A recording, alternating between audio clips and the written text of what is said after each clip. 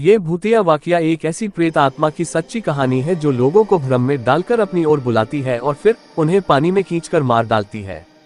ये बात तब की है जब मैं अपने गांव में रहता था। अब मैं जॉब करता हूँ, इसलिए अब मैं शहर में रहता हूँ। तो बात कुछ ऐसी है कि मैं अपने गांव में जिस स्कूल में पढ़ता था उसके पास ही एक बावड़ी थी, और जो लोग बावड़ी के बारे में नहीं जानते उन्हें बता दूं कि यह पानी का एक स्रोत होता है।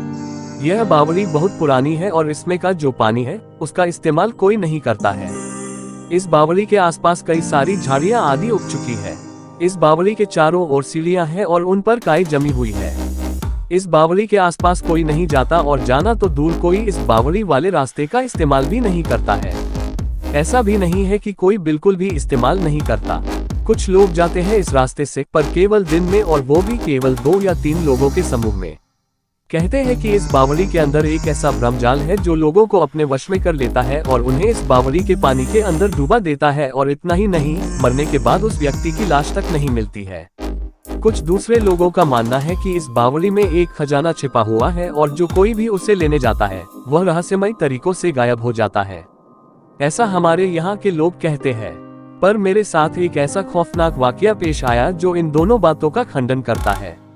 एक दिन मैं शाम को घर के लिए सामान खरीदकर वापस घर लौट रहा था, तो मैंने सोचा कि उस बावड़ी वाले रास्ते से निकलता हूँ, क्योंकि वो एक छोटा रास्ता था। तो मैं उस रास्ते से जाने लगा। उस समय शाम हो चुकी थी और केवल थोड़ा थोड़ा उजाला था।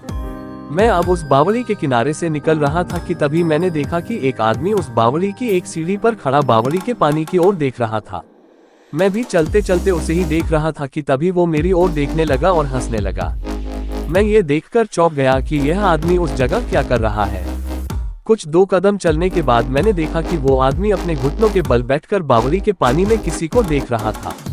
तभी बावड़ी के अंदर कुछ हलचल हुई और बावड़ी से एक भयानक सा दिखने वाला आदमी, जिसके शरीर पर मांस तक नहीं था, केवल हड्डियां थी, उस आदमी को खींचकर पानी के अंदर ले गया।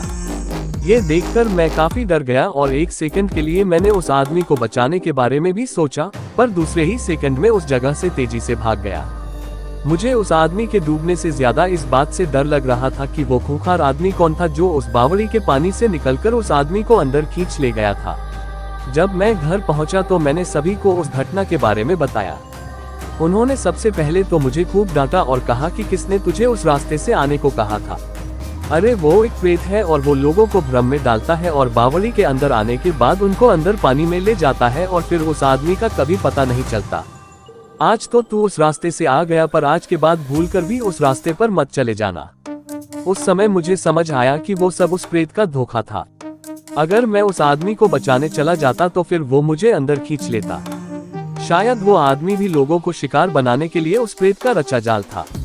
सच में मैं तो वहां से भाग गया था, पर अगर मेरी जगह कोई और होता और वो उस आदमी को बचाने जाता तो सच में वो आदमी तो मारा जाता।